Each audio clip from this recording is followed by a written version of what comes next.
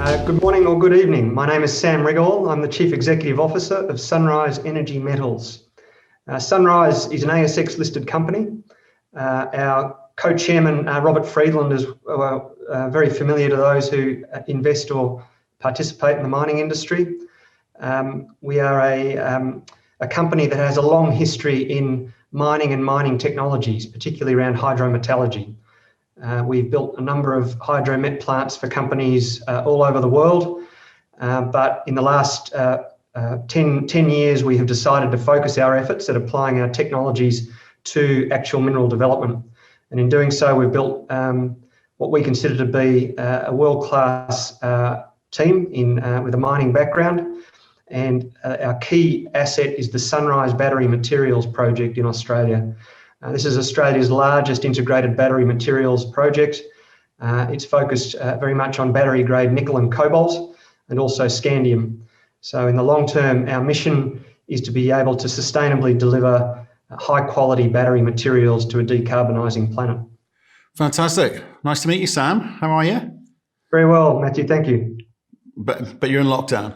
Yeah, I'm in 14 days of isolation, unfortunately. You've got to tell people this one, because we're starting to get a bit crazy here. Go on. Why are you in 14 day lockdown? For those of you in the UK who think you've got it bad, we had a few cases at my children's school, which has now put every staff member, student, and all of their family contacts into 14 days of isolation at home. So, look, this is happening everywhere in the world, but it is particularly harsh in Australia. Yeah, you're saying there's a few thousand people that those few cases have caused to go into self-isolation. Good stuff. Yeah. Good stuff. Well done, the governments around the world. It's it is a little bit oppressive, I think, in Australia. I think by comparison to here, where we've been set free in the streets. It was Freedom Day yesterday. Sam, what do you think of that? Congratulations for your freedom. You've worked hard for it, but we still have an elimination strategy here in Australia, so we're paying the price for that. Well, okay. Well, Sam, first time we've met, first time we've spoken. I was quite keen to talk about this, trying to understand what it is that you're building there, especially with the team that you've assembled. Can we go back a bit though, and just talk through the history and the kind of the spin out, as it were, and what you did before and why the need for change? Because I'm interested in, business plans, strategies. Why did you do that? Sure. So those of you who have followed the nickel thematic or the cobalt thematic for some time may recall that Sunrise Energy Metals used to be called Cleantech Holdings. Cleantech had a 25-year history on the Australian Stock Exchange, providing mining technologies for clients. So we used to build Hydromet plants, we used to build water treatment plants, basically anything that required separation or extraction of metals or pollutants, we provided a technology solution for. And our key technology was around ion exchange. We used resins, polymer beads, to attract either metals or pollutants out of solutions. So it has a significant application in metal hydromet applications. You can use it in water treatment. We used it in air treatment for some applications. So that's where our technology background came from. We built a number of these plants, as I said, for clients. But in about 2013, we acquired the Sunrise Nickel Cobalt project in Australia. This is a very large laterite project. In fact, there's about 1 million tonnes of nickel in the resource and about 300,000 tonnes of cobalt in the resource. So it's extremely large. In fact, it's the largest cobalt resource in the world outside the DRC. And our objective was to apply the best hydrometallurgical technology to find a way to produce high-spec nickel and cobalt metals, and principally chemicals. Because back then we could see very clearly that the world was going to need a significant shift from what was markets that were focused on stainless steel industries and principally small scale batteries into something that required high grade and high specification metals. In our case, either sulfates or precursors for batteries. Can I ask you about Cleantech? Did the model work? It worked as well as an engineering model works. So It required building a good, competent engineering team. It required building a pipeline of projects, and it required keeping work flowing through the organisation. But it's a cost-plus margin model. We did a significant amount of work on nickel and cobalt extraction in the early 2000s with BHP and Vale. And in particular with those two companies, we developed and filed for all of the patents that relate to nickel and cobalt extraction using ion exchange. And that was basically the foundation for the decision in the early 2010-2013 period to acquire our own asset and use the technology for developing our own resource. Right, and so that IP still resides with you? I mean, what was actually spun out? Yeah, so we own all of the intellectual property that was generated through that BHP Vale clean tech joint venture, anything that relates to nickel, cobalt or scandium extraction. We also, as I alluded to before, developed a water treatment business which also uses ion exchange as the technology platform. As of about 2 weeks ago, we demerged that business from our group. That's now a separately listed ASX company and trading very well. So all that's left now in Sunrise Energy Metals is the Sunrise project in New South Wales. Got it. Okay. So I'm just trying to get the mindset of the management team, because at Clean Tech for a while, as you say, it's a cost plus exercise with that no real scalability to it in that sense. So with the water treatment component, is there any sort of residual benefit? I know it's been spun out. Do you hold shares in that entity? Is there any revenue due? So our shareholders on the demerger received a share in Sunrise Energy Metals and a share in Clean Tech Water. So yes, our investors still are exposed to both assets, but they're now freely tradable between the two asset classes. Okay, and the water treatment component is a kind of cost plus type business going forward, yeah? Yes. Right, okay.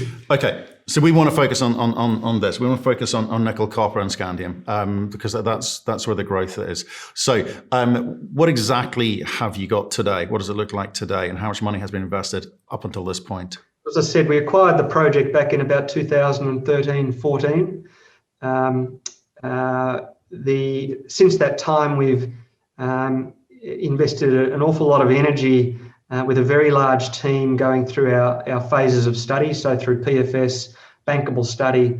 And late last year, we delivered what we call the project execution plan. That's effectively the final piece of study and engineering work for delivery of the project. That includes a lot of the early engineering that's required for construction. All up, the project's had about 250 million Australian invested to get to this point today. So there's a significant amount of capital already invested in making sure that we deliver it well. There's not much more to do on studies, piloting, engineering for now. Really, the focus has turned now to the financing for the project. And that's really where I'm spending most of my efforts on getting the project financed. How much cash have you got at the moment? There's about a bit over 40 million Aussie in the bank. Right, 40 million Aussie. You spent 250 million, market cap at 160, 165 million. So the market's not giving you much credit for what you've done to date, are they? No, nothing. And I think if I reflect back on how the market views this, there's probably a lot of questioning about whether we can get this project financed. As I said, it's the largest integrated battery materials project in Australia. The project execution plan came out with a capital estimate of about 1.8 billion US to build. In terms of the financing work we've been doing, there's probably 50 to 60% gearing available for this project, and we've worked closely with a consortium of international banks. So we're roughly targeting about $1 billion US of debt, which leaves about 800 US of equity to raise. People worry about that 800 of equity. I'm not so worried myself. I guess in terms of my career, I spent probably 15 years of my life in Rio Tinto, working in a range of roles. I was the mining executive for their industrial minerals business for a while. I led the negotiations on Oyu Tolgoi in Mongolia, where we've raised sort of $8 billion across the journey to build something in Central Asia.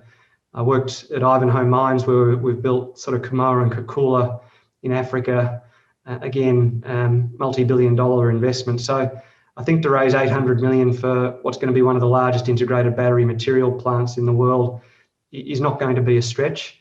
But there's no doubt there are dynamics playing out in this market at the moment in terms of timing that sort of we need to work through. To give you a sense, I guess, of the project, it has a 50-year resource life, at least. So a lot of the production will be nickel sulfate and cobalt sulfate with the option to convert to precursor. We're targeting about a bit over 20,000 tonnes a year of contained nickel and sulfate, and about 4,000 to 5,000 tonnes a year contained cobalt and sulfate. On average, over the first 25 years, the project will generate a bit over 300 million US in cash flow. So it will be a good cash generator, and it'll have a payback of about 5 years. So with an NPV of around about 1.2 billion US, it is it's got robust economics, and it'll be a very valuable project once it's financed and built. But your balance sheet is not a Rio Tinto, it's not a BHP. That's problem, and you can, and so well and good having Robert Friedland in the back pocket. But I think people want to see, I guess, some movement from you as to how you're going to move this forward. Where's the money coming from? Is it coming from Europe? Is it going to come from Australia? I mean, who are you talking to? Yeah, it's never been our intention to try and fund this off our balance sheet. The numbers, as you know, just don't make sense today. What we will have to do is find the strategic partner that fits into the development plan. And for us, that makes a lot of sense on such a long-lived asset. I've had to come to this sector from very large mining organisations who actually have no constraints on capital and think very hard about how we set this up for success. So I spend a lot of time in the auto industry working with automakers, with battery manufacturers and mining companies. But ultimately, that equity gap will be bridged by a strategic partner who will bring the capital to build it.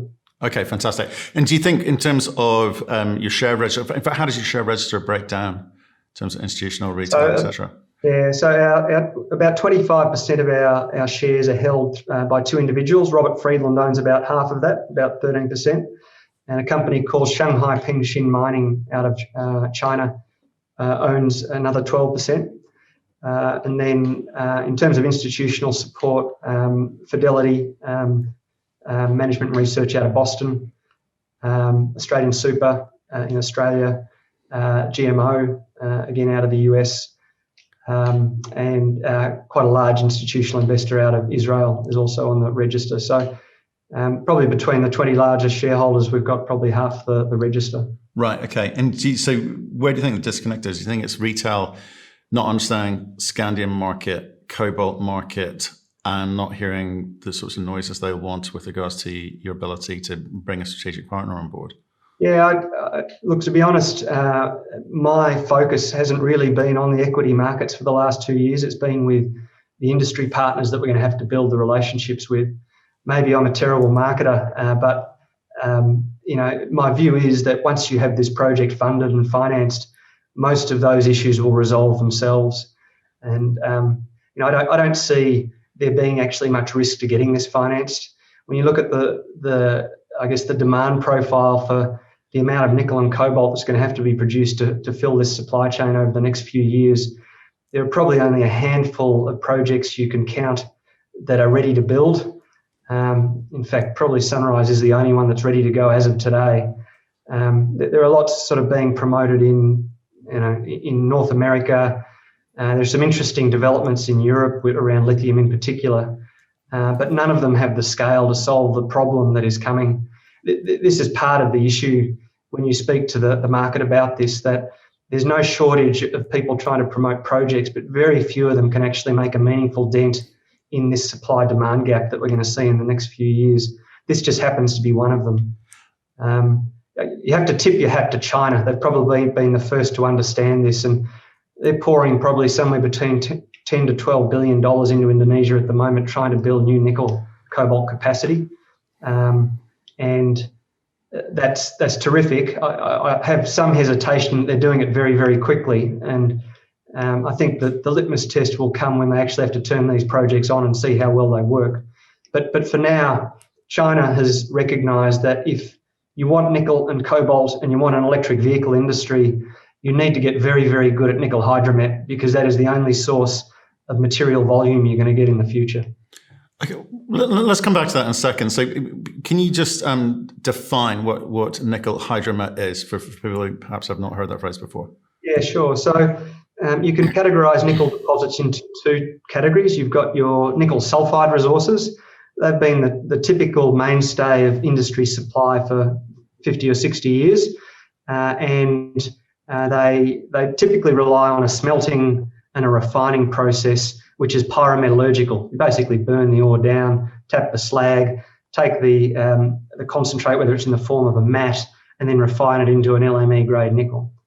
Hydromet's very different. You have nickel laterite resources, which also conveniently happen to contain generally a lot of cobalt as well. And the way that you remove or extract the payable metal in those resources is to leach them. You use hydro-metallurgy, so you use acid. You put the metals into solution, and you usually do this at high temperature and at high pressures.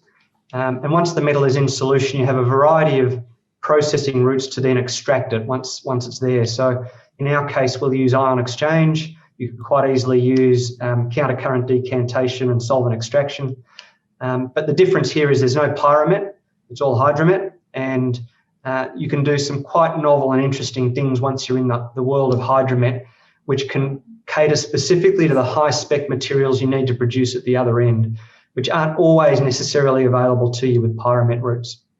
Yeah, it's interesting. We held a couple of days of nickel conversations a few weeks back, and it's sort of interesting how the different companies are coming at it. And I think I just wonder. You said, okay, I know you said it jokingly, and perhaps you're not so strong on the marketing side, but you're going to have to G the market up, because whatever price you do any deal with any strategic partner, you're going to want to drive the share price up well before those conversations get meaningful, aren't you? And do you think you're being sort of slightly hampered by the fact that there are a lot of small juniors talking the talk with an inability to actually get things over the line, and that perhaps the market's a little bit tired of that? It's hard to differentiate between what good looks like and what not so good looks like. Yeah, look, I mean, in my experience in the mining industry, doesn't matter how good the jockeys are. If they're riding a donkey, you're not going to win Ascot, and that's generally the case with almost every project I've seen in my career. So it's quite hard amongst all the noise to differentiate the quality of projects. You can look to grade, you can look to scale, you can look to location, you can look to processing routes to try and work it out. But look, it's a very crowded market, and you get that message very clearly from the automakers when you speak to them. You know, they're inundated with offers of assistance from almost everyone around the globe about how they can solve their raw material problems. But in the end, as I say, if you want to deliver a solution that is meaningful in these supply chains, you're going to have to look at resources that have scale. You're going to have to look at these oxide resources, the laterites, because they are probably the only source of nickel and cobalt material that can generate the sorts of volumes that this industry will need over the next 1 to 2 decades. So to the point about, I guess, our share price, the key thing for me in thinking about how this gets financed is it will get done with an industrial partner. We need that partner on board. The question just is how much of the project you give up to get that partner on board. That's the equation. Now, most of the partners who go through extensive due diligence, they bring advisors on to understand the quality and the value of the asset, understand that it's not reflected completely in our share price, at all in our share price. And therefore, we have to have that discussion. But once that is in place, the share price will resolve itself. That is not going to be a problem. So, look, I'm not too worried about that. In my discussions that I'm having so far, both with industrial partners and mining groups, people understand the value of this asset very well. Maybe the retail market doesn't, but certainly the industry does. But explain how something like that could be constructed, okay? Because the automotive companies, they're not miners. They don't want the risk of going to, upstream, as it were.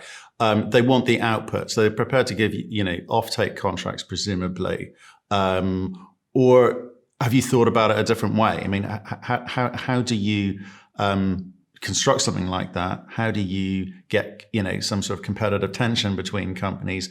Will there be multiple strategic partners? I mean, how does it work? Yeah, I guess the contrast with the way China approaches this is very interesting. So when you go to China to have this discussion with potential partners in the supply chain, you sit across the table from the automaker, the battery manufacturer, the cathode supplier. Almost everyone is sitting across the other end of the table. You do that in the West, and it's very disjointed and fragmented. So there's a degree of coordination across the supply chain that has to be worked through here, because this is a new supply chain. It hasn't existed before. It's very different to what the auto industry is used to with components. It's not a component. We're talking raw materials that have their own individual supply risks, but also their pricing risks. So in fact, pricing for these metals is probably the far bigger risk that this automotive industry faces. So when we have the discussion with the automakers, you hit the nail on the head. They have a very large risk aversion to being in raw materials. They don't understand the industry. They see ESG risks written all over it. And probably more importantly, most of their balance sheet is already committed to working with what they know, having to retool their plants, having to think about how far downstream into battery production they're going to go. They are pretty well maxed out at the moment. So when you talk to them, they don't want to be equity partners in a mine and take mine responsibility. And no matter how much you hear, I guess, media or industry pundits saying, auto industry ready to invest in mining, maybe, but I think in terms of large-scale investment, you're looking at some way out at the moment. So what we're seeing at the moment as we engage with the supply chain is that there is, at least now in the West, some desire to bring multiple parties to the table to talk about how risk can be shared, but it's not through ownership. It's through structures like prepayments for metal. It's through structures like metal streaming. It's ways that they don't own an interest in the mine, but that they can put their foot on the materials, and if they can, also try and hedge some of that long-term pricing risk that they're facing. So those are the sorts of structures that we find are resonating quite well in the supply chain at the moment. And being able to offer 50 years of long-term supply sounds great, but a lot of these companies are also thinking about issues such as technical obsolescence. So what if there is new materials needed in a decade or 2 decades' time? What do we do then, having invested? So those are the things we're methodically working through at the moment with the supply chain. But there's absolutely no doubt that they are looking for material beginning in 2025, 2026 today. That they're looking already at the numbers that are needed to feed into their auto supply chain, and the numbers are very, very large. It's terrifying, in fact, when you aggregate the numbers that are presented to you by most of the major car manufacturers about what their needs are going to be. The nickel industry in particular has never seen these rates of growth before.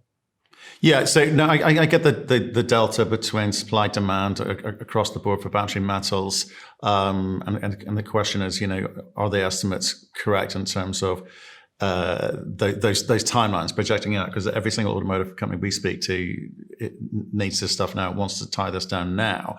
So you sort of embrace something which I thought was quite interesting. And with regards to obsolescence, what are you hearing about cobalt? Because there's a kind of narrative running through the market at the moment saying, well, cobalt is being phased out of batteries. Do you think that's true? Yeah, it has been. I mean, the historic numbers show that the industry has been very successful in thrifting cobalt, but they haven't eliminated it, and it's unlikely that they will eliminate it unless they go to a fundamentally different cathode chemistry like lithium iron phosphate. Now, the trade-offs with LFP are well known. You probably take a 30% hit in energy density, and on a $1 per kilowatt hour basis, you probably end up paying slightly more than you would for a good quality NMC 811 chemistry anyway. So if range is an issue for the end consumer, then the cathode choice becomes very important. All of the feedback we have from the industry is that you won't see the complete elimination of cobalt. It will have a place. It will probably be by weight, somewhere between 6 and 8% of the cathode.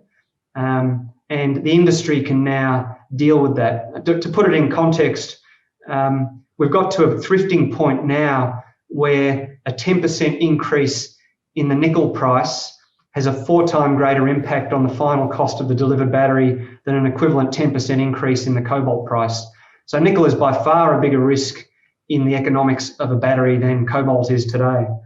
All of the issues around ESG, the Congo, child labour, I think over time will be resolved. I think the auto industry has been very good at applying, good, honest supply chain practices to their supply chains, and I think in time you'll see that part of it cleaned up. And well, to be honest, you want to see the DRC benefit from this. This is some of the poorest communities in the world that depend on this industry for their livelihoods. So you want to see that work. I think the last point on cobalt, though, that people overlook is that if you want a recycling industry, you need to have cathodes with cobalt in them, because if you don't have cobalt, there's no economic incentive to recycle. And people forget that the recycling industry makes its margins on payable metals in the material it processes. As soon as you remove cobalt and go to an LFP, there's just no economic justification for recycling batteries anymore. Surely that's got to be price dependent. I mean, I think expectations are that nickel prices will continue to rise. We've seen an Aussie company spin out a nickel asset recently, but the CEO has been quite honest. Said, this won't work until we get $25,000 nickel. It's obviously not quite there yet. So I think it's kind of interesting. Well, one, it's a refreshingly honest approach about these things. But with regards to recycling, do you think that prices will just go up, won't they? It'll solve that problem. Recycling is not going to solve the bigger problem. You could expect recycling streams maybe to add 10% to growth in demand in the long run. If you consider a battery has maybe a 10-year useful life in a car, and then it's repurposed for something else. But recycling is not going to solve the problem. But the EU, as you know, probably as many of your listeners know, are mandating minimum recycled content in batteries. So no matter what the economic outcome is, you're going to have recycled materials somewhere in your supply chain. That's why in our project, we're assuming we're going to have to install a recycling circuit in the refinery. So our refinery will take back spent cathode, and we will repool the metal using ion exchange and just mix it with our ore-based nickel and cobalt materials to get that recycled content. Okay. So with regards to how you move things forward, I mean, when are you going to be able to talk to the market about financing? When are we going to see something this year? That would be my hope. And look, discussions are progressing. There's still a lot of interest in this project, just given its scale and what it can offer. So my expectations would be that once we can get the equity in place, the debt will follow quite quickly. And then you're roughly a couple of months away from turning first soil on the project. All the environmental permitting is done. The mining lease is granted. The development consent is in place. So it's a relatively quick step into early construction. Okay, yeah. I mean, I haven't spent too much time talking about the project because you're well past the point of needing to kind of prove through studies what you've got. So, Sam, I mean, great to catch up with you today and sort of hear the story. And you've got a little task ahead of you. I look forward to hearing how you get on. I mean, stay in touch and let us know. Thanks, Matt. If I could just wrap up and just note that, as I've said, this is a very unique project. It's located in a very safe jurisdiction. It has a 50-year mine life. It is going to be producing high-spec nickel and cobalt for the battery industry. One thing we didn't talk about, which is extremely important, and it's always probably the second issue raised by the industry after cost, is the environmental credentials of these projects. And we've done a lot of work in benchmarking this asset on a life cycle analysis. So for us, the carbon footprint, water consumption, waste management, all feature extremely prominently in the financing decisions, whether it's debt or equity, and a strategic partner needs to know what the details of those are even before you get to square one. So that's been an extremely important piece of work for us. our background, as I said, is in technology for our company. And in the long run, we expect that assets like this will actually have a lot of optionality value around going further downstream, whether you're looking at precursor or cathode, or as I said earlier, maybe even being a dedicated recycling facility for secondary material. So, I encourage people to think really hard about the sorts of materials the world is going to need in this decarbonisation phase we're inevitably going to enter into in the next couple of decades. It's going to be assets like this that are going to have to be brought on stream, and we're going to have to become very, very competent at building them and showing that we can actually do Hydromet very, very well.